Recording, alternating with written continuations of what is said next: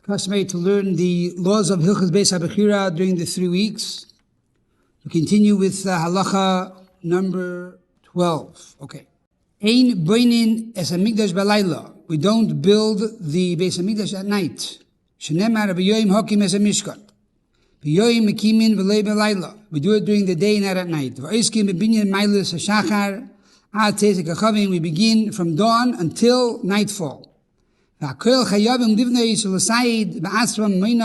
person is obligated to participate with their body and their money, and men and women, just like they did in the Midbar. However, says the Rambam, even though it's an important project, we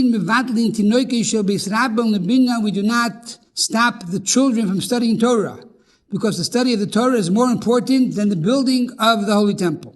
As we know, the power of the mouth of babes. King David tells us, came from the mouth of babes, we gather strength against our enemies. Furthermore, from the hevel, the breath of our children, the world is sustained. And therefore, we don't stop the study of children from learning Torah. Furthermore, we don't push off the holiday or override the holiday in order to build the Holy Temple. So when it comes to Yom Tif, we have to stop. And surely when it comes to Shabbos, we don't build the Holy Temple. A few questions arise. Number one is pertaining to the children not stopping to learn. We already studied this halacha in the laws of Talmud Torah.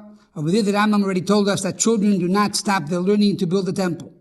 Number two is, we know that women only have an obligation to do a mitzvah that is 24/7. A mitzvah that is time-bound. They don't have an obligation. The building of the temple was only during the day, not at night. So it's time-bound. So why then does the Rambam tell us that women have to build the temple as well?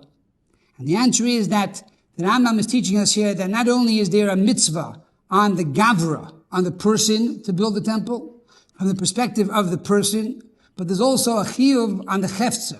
In other words, there's a din chefza. There's an obligation also for the object to be built. Just like we have to build the temple, there's also a mitzvah that the temple needs to be built. How is it built? Through people. And because of this, even women participate, because it's not about who builds it. The most important thing is that the temple is being built. And this concept is underscored with a story or a concept in the Torah, and that is that Rambam teaches us. When Yitzchak the patriarch, was building or digging the wells, says the Rambam that this is an illustration and an allusion for the Holy Temple. What's the connection? Because we know when you dig a well, you are not creating the water in the well. The water's there.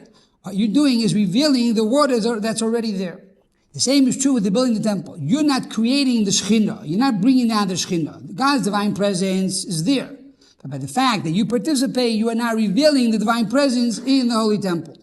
So therefore we understand that the building of the temple is not only a din in Gavra, not only a law in a human being participating, but it's also a din that the temple must be built. From here we learn the importance of building the temple every day, a spiritual temple, through Torah study, through prayer, and through charity, and also the importance of children going to yeshiva and studying in yeshiva. And that's why it's a good time now to make sure that our children have a good yeshiva and day school to go for next year. And those who are not in day camp or overnight camp should go to a good Jewish day camp and good overnight camp so that they have the ability and the knowledge and education to truly bring life and joy and blessing into the world.